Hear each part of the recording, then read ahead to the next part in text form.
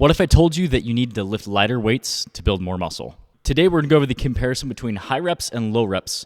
We're going to go over which one is going to be better for building muscle. We're going to dive specifically into your high reps, the benefits, the drawbacks of your high reps. We're going to dive into the pros and cons of low reps. And at the end of the video, we're going to talk exactly what you need to do and what rep range you need to lift in to build muscle. Now, before we hop into it, if you guys are new to the channel, my name is Jordan, and I post weekly fitness content to help you get in the best shape of your life. I'm currently doing a full bulking series where I'm posting videos every single week showing you how you can maximize building muscle while minimizing body fat gain. So if you're interested in content like that, make sure that you subscribe. And I recently started a podcast with my wife, Alyssa. So if you're looking for some good fitness podcast content, go check it out. You can get it wherever you get your podcast. The name of our podcast is the Grind, Sleep, Repeat Podcast. So like I said, go check it out if you're interested in a good fitness podcast. So in this video today, we're really going to determine what is high reps, what is low reps, what are the pros and cons of each. So let's dive into your low rep range first. Now, classifying your low rep range. Low reps are going to be anywhere from what I'm going to classify as 1 to 6 reps. The goal of this rep range really is to provide overload and to adapt new neurological adaptations to build strength. This is a really good rep range where you're going to see that neurological and muscular change to where you're going to be able to build a lot of strength in this rep range. So you'll see a lot of powerlifters lift in this rep range. You'll see a lot of young athletes and athletes in general lift in this rep range because it allows you to lift with a higher percentage of your 1 rep max. And that's really going to allow for a lot of overload and a lot of strength and neurological adaptations. Now, one of the biggest drawbacks of this rep range is going to be the time under tension. So if you're doing sets of 3, say that it takes you 2 seconds a rep or even 3 seconds a rep, that's going to take you 6 to 9 seconds per set. That's not a lot of time under tension. And one of the most foundational things that we can do to build muscle is to increase the time under tension and increase the muscle breakdown. So from a time under tension aspect, low reps are not great at providing a lot of time under tension and a lot of muscle breakdown for those muscles while you're lifting.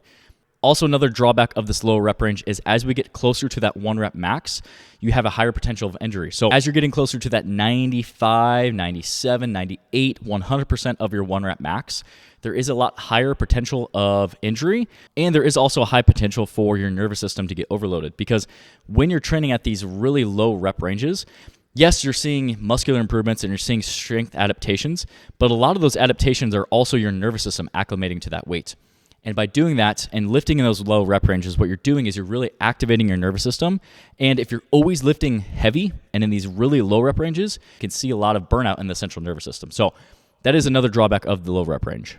Now, like I mentioned before, a huge pro of this low rep range is it provides a lot of ability to progressive overload. So if you're doing a 5x5, you're doing 5 sets of 5 reps at a really heavy weight, this is going to provide a lot of stimulus for new strength adaptation. So this is very good if you're looking to build strength and if that is one of your main goals. Now, looking at your higher reps, I'm going to classify your high reps as anything of more than 6, anywhere to 15 to 20 reps. Now, this is primarily known as your hypertrophy rep range. This is where a lot of people that are trying to build muscle, predominantly bodybuilders or people that are focused on their improving body composition and trying to actually build lean muscle mass are going to train. This rep range is very good at accruing a lot of volume because you're just performing more reps, more sets, and just creating more time under tension because you're doing more reps per set. Like I gave the example before, if you look at 3-second reps and you're doing 3 reps, that's only giving you 9 seconds of time under tension versus if you're doing 3-second reps and you're doing 10 reps, that gives you 30 seconds of time under tension. So the name of the game when you're trying to build muscle is to provide some sort of stimulus on that muscle to get a new adaptation, and that adaptation is going to be trying to build muscle mass. So this 8 to 20 rep range really does that well. It provides a lot of muscle breakdown.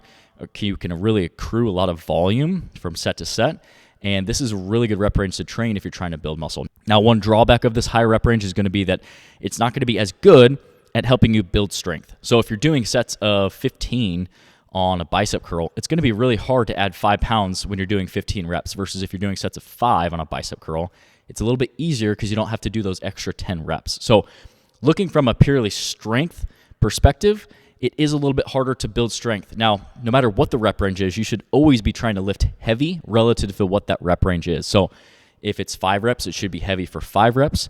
If it's 20 reps, it should be heavy for 20 reps. And always trying to make sure that those last couple reps are going to really take you as close to muscle failure as possible. So we've talked about high reps, we've talked about low reps.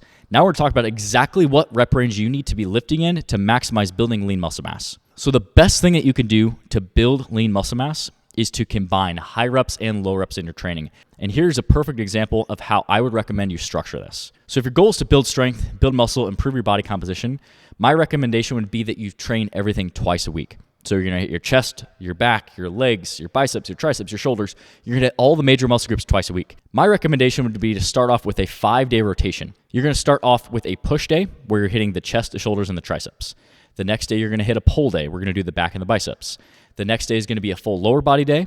On the 4th strength training day, you're gonna do a full upper body day. And on the 5th strength training day, you're gonna do a full lower body day. Now, one of the best ways that you can structure this is that you can focus on the first 3 workouts of the week are going to be more focused on big compound movements, and you're going to focus on this as your strength day. So we're going to call this push 1, pull 1, and leg 1.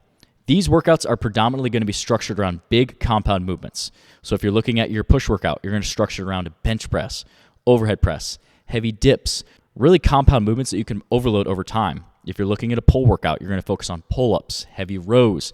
Leg workout, you might incorporate a deadlift or a squat, lunges, hip thrusts, these types of movements where you can provide a lot of overload and lift heavier weights from week to week. And on that push 1, pull 1, leg 1, your primary focus is going to be building strength. So you're going to be lifting anywhere in that 5 to 10 rep range and really keeping it in that rep range with the sole focus on trying to progressively overload and add weight from week to week.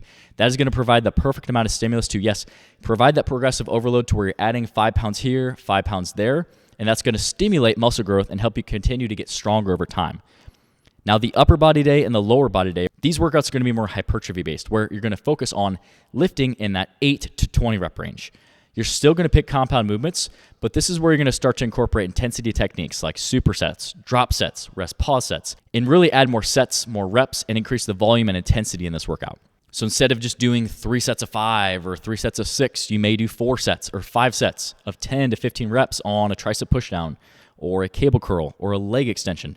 These isolation movements where you can really start to increase the volume, add more sets, more reps, and by separating all of your workouts and giving 2 different focuses, this is really going to help you build the most amount of muscle mass possible. You're going to progressively overload your muscles from week to week where you're focusing on getting stronger in those first 3 workouts. And in those second workouts of the week, you're really going to provide a lot of overload, a lot of volume, a lot of sets, a lot of reps, a lot of intensity techniques in order to break down a lot of muscle and stimulate a lot of new muscle growth. This is personally the way that I train, and this is personally how I recommend that you structure your training to really maximize the amount of muscle mass that you can build. You never want to solely focus on just high reps or just low reps.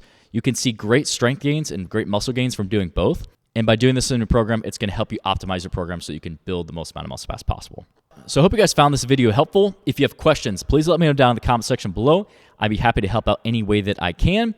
And if you found something helpful in this video, hit that thumbs up button for me. It helps my content reach more people so that I can help more people. Like I said, if you're looking for a great new fitness podcast, go check out the Grind, Sleep, Repeat podcast. You can get that wherever you get your podcasts. Me and my wife cover topics on fitness and health, but also talk about topics with business, talk about how to manage your fitness and your lifestyle, how to manage fitness in your family.